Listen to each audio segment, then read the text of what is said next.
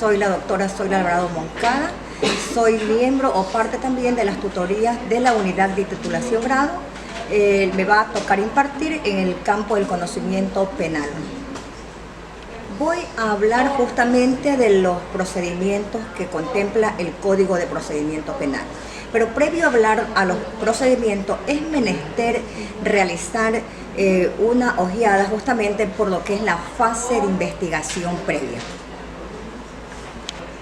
Dentro de esta fase de investigación previa vamos a ver cuál es la finalidad de esta investigación, cuáles son las formas de conocer la infracción penal, cuáles son justamente los elementos de convicción que tiene que recabar el fiscal para saber si es que hay indicios suficientes de un delito de acción pública y si es que va a formular una imputación en el supuesto caso que pasemos a la primera etapa del proceso.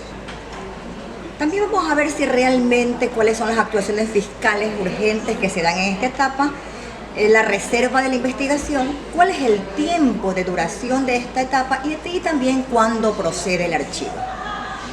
Esta etapa de investigación previa, de conformidad con el artículo 195 de la Constitución de la República, en concordancia con el artículo 441 del Código Orgánico Integral Penal, le corresponde al fiscal el ejercicio de la acción penal, preprocesal o procesal penal, de hallar fundamentos va a acusar. Si bien es cierto, también está justamente protegido por las normas de tratados y convenios internacionales. El Pacto de San José de Costa Rica, que fue suscrito el 22 de noviembre de 1969 y ratificado por el Estado ecuatoriano. Estableciendo la normativa tanto nacional como internacional, la investigación previa es justamente un periodo donde el fiscal va a recabar la mayor cantidad de información, esto es, establecer todos los elementos de convicción suficientes que son por el principio de eventualidad que los va a tener que realizar como prueba justamente en el Tribunal de Garantías Penales. Pero es en esta etapa donde se recoge la información. ¿Para qué? Para establecer si el hecho que ha llegado como noticia de crímenes a su despacho constituye delito. Y si hay un nexo causal entre la persona que cometió el delito, en este caso denominado sospechoso, es el que ha cometido esta infracción que está investigando. Por lo tanto, le corresponde al fiscal realizar todas las diligencias investigativas para llegar a establecer esas dos circunstancias. Si bien es cierto desde que se promulgó el Código Orgánico Integral Penal, que fue el 10 de febrero del 2014, y como es de conocimiento de ustedes, señores estudiantes, entró en un periodo de vacatio legis y entró en pleno vigor el 10 de agosto del 2014. Es importantísimo que el Código Orgánico Integral Penal en su artículo 1 tiene justamente la reparación integral de las víctimas. Tanto es así que en esta etapa de investigación y durante todo el proceso penal se le da un papel importante a la víctima. La víctima puede comparecer como no puede comparecer al proceso.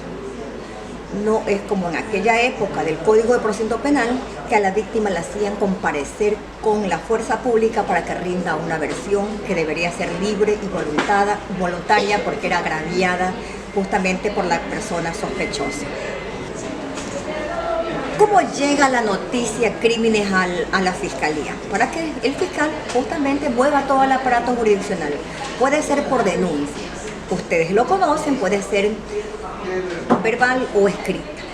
También puede ser por los informes de supervisión, que saben que es la Contraloría, como uno de los ejemplos, para los delitos de peculado y de enriquecimiento ilícito. Pero también esta es una gran novedad que trae el Código Orgánico Integral Penal, que son las providencias judiciales.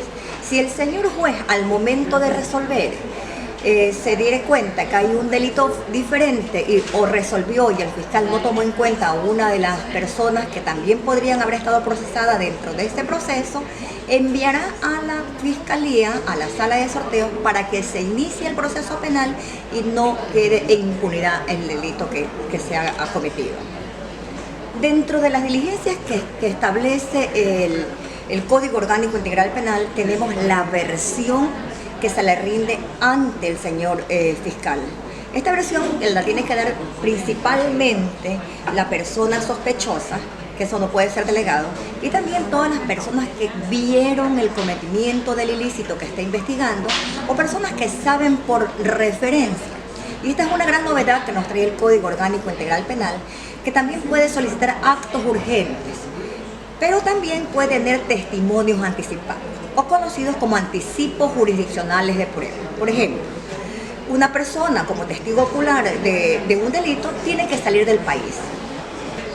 Tiene que salir del país porque tiene su residencia fuera de nuestro territorio patrio, pero sin embargo el fiscal puede solicitar al juez de garantías penales que le anticipe la prueba, para que en el supuesto caso, en el momento que vaya ante el Tribunal de Garantías Penales, pueda hacerlo valer como prueba testimonial. Testimonio que se rinde con todos los sujetos procesales o con todas las personas involucradas en este ilícito, y va a presentarlo como prueba ante el Tribunal de Garantías Penales. El fiscal lo va a tener por escrito y también con grabación para que sirva justamente como prueba testimonial. Puede solicitar actos urgentes en los delitos que haya huellas, vestigios que podrían borrarse, para, por el principio de eventualidad, los pueda presentar en la etapa de evaluación y preparatoria de juicio solamente para anunciarlos, pero practicarlos ante el Tribunal de Garantías Penales, que como bien es cierto, ustedes saben que realmente es ahí donde se practica y se valora la prueba. Esta fase de investigación previa es una fase reservada. Las actuaciones de la Fiscalía tienen que ser justamente, lo hace la Fiscalía también con el Sistema Especializado Integral de Investigación, Medicina Legal y Ciencias Forenses. Tiene que hacerlo reservada, pero esa reserva no va a ser para las partes. Las partes, el sospechoso y la víctima. Y la víctima y el sospechoso representados por la defensa, sea pública o privada. Es reservada para las partes. Ninguna de las personas que están involucradas en la investigación no pueden dar información. Lamentablemente en las noticias se llega a conocer del cometimiento de un delito y hay a veces fuga de información y no se puede llegar al cumplimiento o al objetivo de lo que tiene que realizar el fiscal, si es que hay los elementos de convicción para iniciar o no un proceso o archivar la denuncia. Como lo manifesté en el inicio de mi intervención, justamente la Fiscalía tiene el ejercicio de la acción penal normado por la Constitución de la República, el Código Orgánico Integral Penal y las normas o tratados y convenios internacionales. Esto es el Pacto de San José de Costa Rica. Hay mayor énfasis para poner atención a la desaparición de personas. Por lo tanto, la investigación previa no podrá concluir hasta que no se encuentre la persona que está desaparecida o hayan elementos de convicción suficientes para formular cargos en contra de la persona que haya cometido el ilícito y también con respecto al delito que ha cometido. En los delitos sancionados con pena privativa de libertad va a durar 1 año si son sancionados con pena privativa de libertad de 5 años. Y en los delitos sancionados con pena privativa de libertad de más de 5 años va a durar 2 años.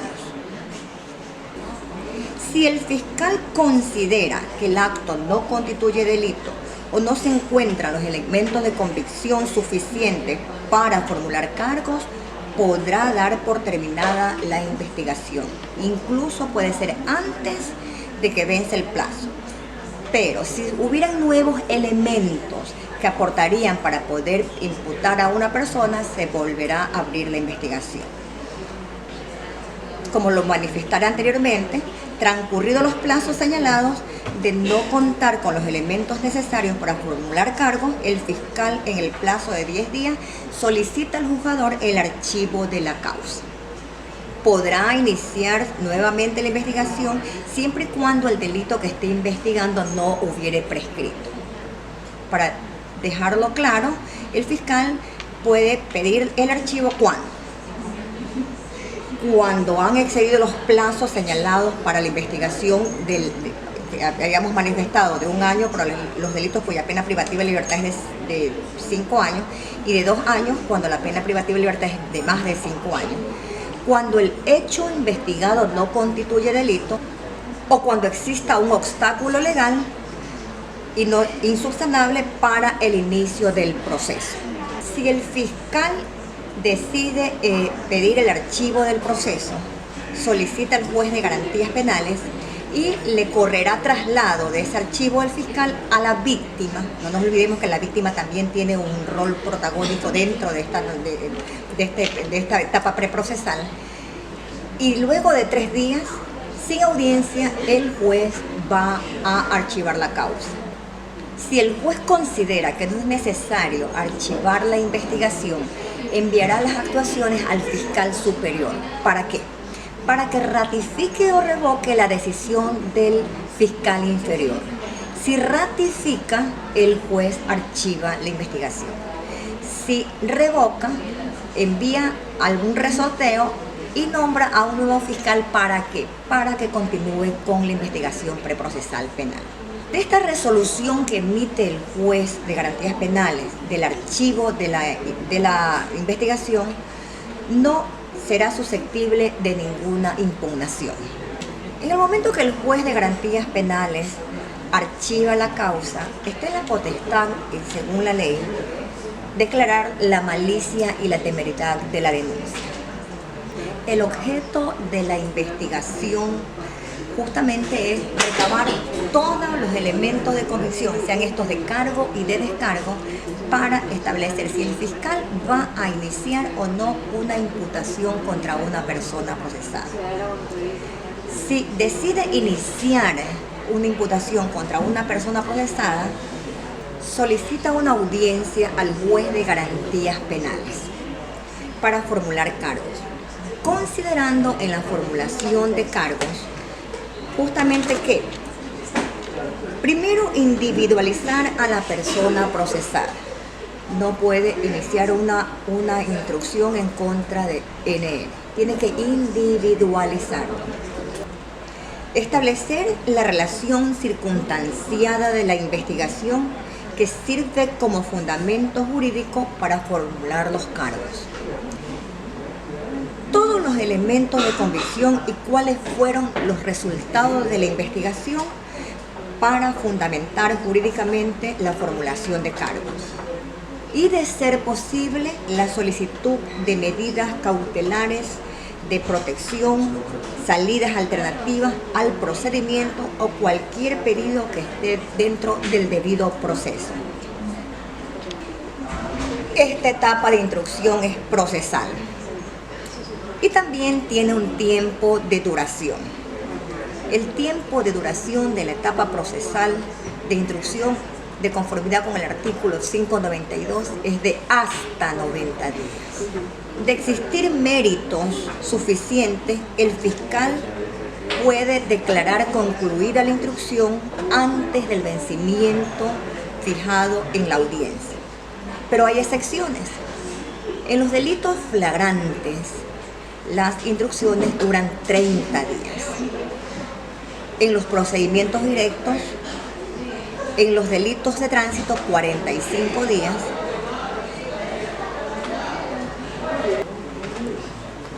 Estas excepciones se dan también cuando el fiscal, antes de que venza la instrucción fiscal, encontrar en datos suficientes de la autoría de una o varias personas en el ilícito o participación en el ilícito que está investigando.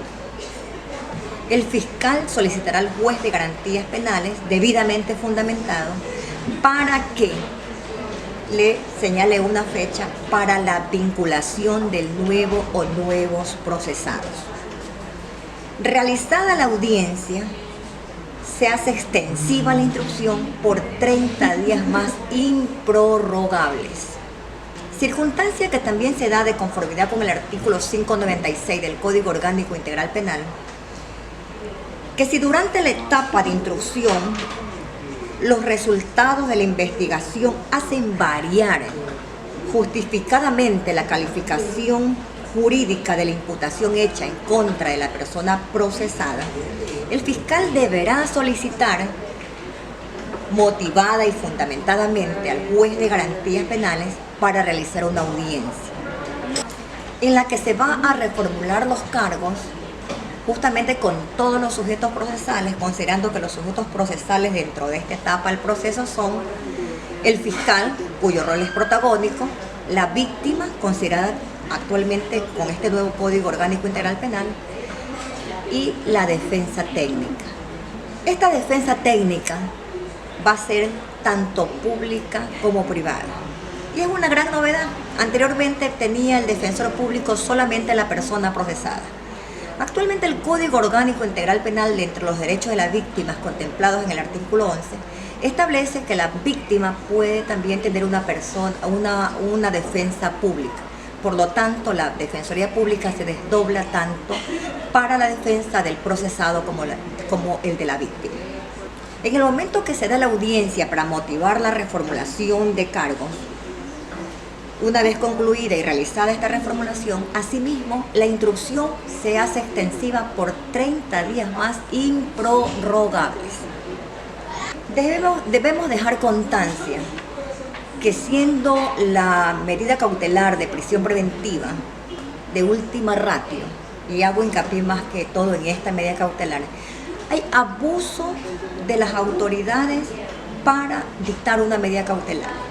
En el momento que se está reformulando cargos o se está haciendo cargos de conformidad con el 595 y 596, siempre se solicita en el inicio de la instrucción medida cautelar de carácter personal de prisión preventiva. Debemos siempre establecer cuál es la finalidad de la prisión preventiva. La finalidad de la prisión preventiva es la comparecencia, justamente hay garantizar la comparecencia del procesado a juicio o al cumplimiento de la pena si lo hubieran sentenciado. Pero para solicitar una medida cautelar de esa naturaleza, se requiere ¿de qué? De que hayan indicios suficientes de un delito de acción pública. Por lo tanto, en la solicitud deben de estar todos los elementos objetivos, subjetivos y normativos para establecer que efectivamente es un delito de acción pública. Indicios claros y precisos de que el procesado podría ser autor o cómplice, que la pena privativa de libertad sea superior a 1 año, que las medidas alternativas diferentes a la prisión preventiva no son suficientes para cumplir con el cometido de la prisión preventiva y por lo tanto amerite dictar esta prisión preventiva. Hay que hacer una gran diferencia entre audiencias para delitos flagrantes y audiencias para delitos no flagrantes. La Constitución de la República establece que una persona en el artículo 77, numeral 1, que una persona tiene que ser detenido por orden escrita de juez o juezas competentes y que se exceptúan los delitos flagrantes y que no pueden estar detenidos más de 24 horas. Razón por la cual, en el momento que una persona es aprehendida en delitos flagrantes, tiene que reunirse las circunstancias, establecerse si es delito flagrante y si se le han respetado sus garantías constitucionales. Es de conocimiento de ustedes cuál es el delito flagrante, pero para refrescar la memoria establezcamos que delito flagrante es el que se comete en presencia de una o más personas o que luego de una persecución ininterrumpida esa persona es aprehendida desde el momento de la persecución, desde el momento que se aprendió, desde el momento que cometió la infracción hasta que se lo aprehendió, siempre y cuando tenga los instrumentos relativos al delito recién cometido. Es menester recordar que una persona puede ser aprehendida en delito flagrante por cualquier persona. Inmediatamente que es aprehendido, tiene que entregarlo a un agente de autoridad, a un policía nacional, y este a su vez lo pondrá a órdenes del fiscal, para que este a su vez lo lleve ante el juzgador dentro de las 24 horas, en la que será una audiencia de formulación de cargos por delito flagrante. Esta audiencia va a tener 2 momentos. Primero, establecer si efectivamente es un delito flagrante y si se le han respetado las garantías constitucionales a la persona sospechosa, porque así se llama antes del inicio de la instrucción, y si el fiscal va a iniciar o no una instrucción y formular cargo contra el procesado. Si el fiscal inicia una instrucción en contra de la persona procesada, tiene 30 días ¿para qué? Para continuar con las investigaciones. Dentro de los 30 días declarará concluida la instrucción y solicitará al juez de garantías penales que le señale fecha para emitir su dictamen, sea este acusatorio o abstentivo. Dentro de esta etapa de instrucción, la víctima podría presentar acusación particular. ¿Desde cuándo presenta la acusación particular? Una vez realizada la audiencia y formulación de cargos, hasta antes de conclusión de la misma. No importa que la víctima no presente acusación particular, de conformidad con el Código Orgánico Integral Penal, la víctima sigue siendo parte del proceso. No como en el Código de Procedimiento Penal anteriormente, que la víctima, si no presentaba acusación particular, dejaba ser parte del proceso.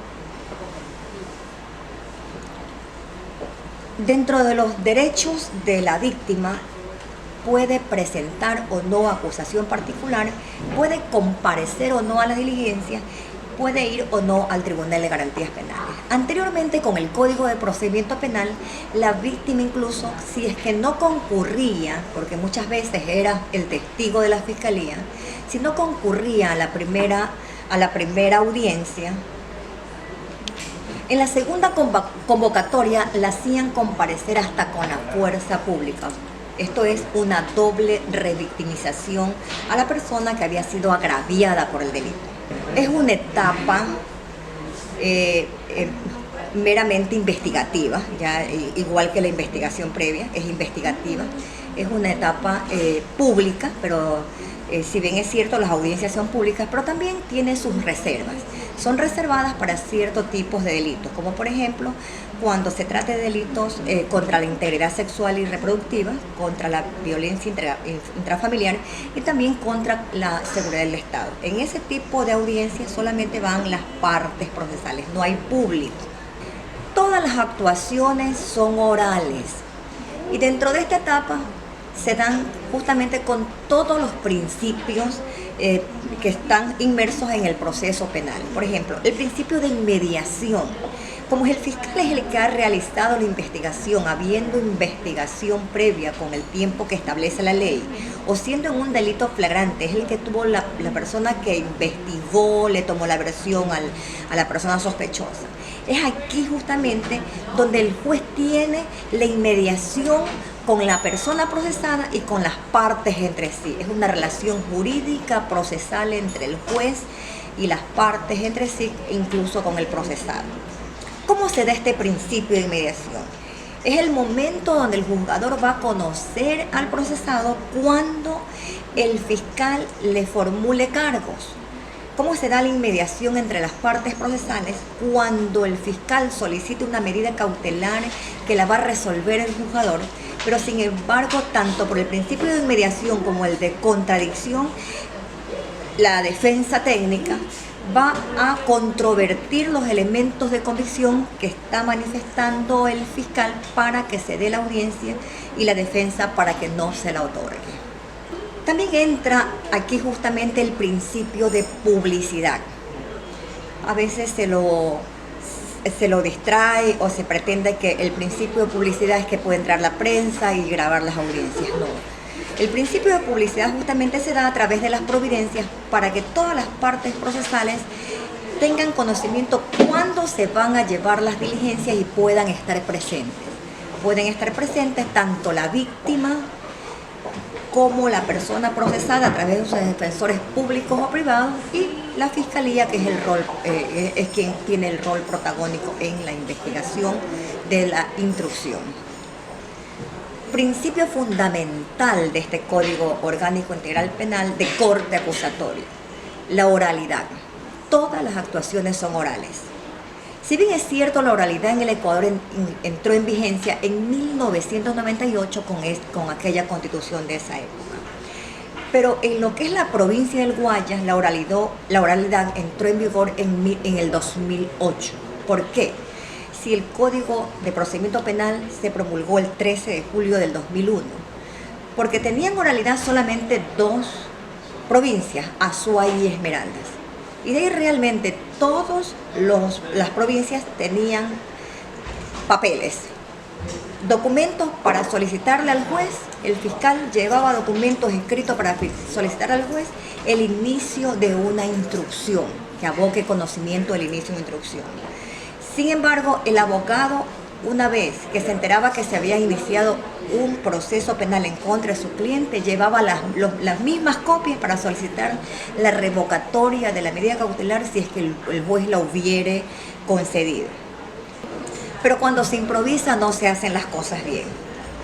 Posteriormente, en abril del 2008, del año siguiente, se amplía esa resolución y se toman en cuenta a los delitos no flagrantes y también a las personas que hubieran actuado en delitos flagrantes en los delitos. Pero se dejó afuera a los delitos de tránsito, a los aduaneros, a los tributarios y a los menores infractores. En el 2008 parece que recién nos estábamos dando cuenta que había entrado la oralidad en su vigor desde el 98. Y justamente en la última resolución, que es la que hace un análisis y arregla las dos anteriores, entra en vigor la oralidad en nuestro país. Y todos los jueces de garantías penales iban a la policía judicial a cumplir 24 horas de turno para ver las audiencias que se daban por delitos flagrantes en cada una de sus unidades técnicas de investigación. Si transcurrido el tiempo de duración de la instrucción, el fiscal no cierra la instrucción fiscal para solicitarle al juez de garantías penales poder emitir su informe, el juez de garantías penales tiene la potestad de cerrar la instrucción, notificarle al fiscal y le fija la fecha para que se lleve a cabo la segunda etapa del proceso, que es la de evaluación y preparatoria de juicio. Pero también enviará una comunicación al Consejo Nacional de la Judicatura haciendo hincapié de esto olvido. Hemos concluido con esta etapa, vimos la fase de investigación previa y posteriormente la instrucción. Previo a continuar con la segunda etapa del proceso, esto es la evaluación y preparatoria de juicio, podemos ahondar un poco más ahí dentro de los comentarios, algo que se nos haya quedado pendiente de la instrucción. Los quiero felicitar justamente, ustedes son estudiantes que ya están prácticamente en la unidad de titulación, posiblemente una vez que hayan concluido el examen complexivo o su respectivo estudio de caso, van a ser titulados y serán los nuevos y futuros abogados, y para mí siempre será importante haberles podido impartir esta cátedra.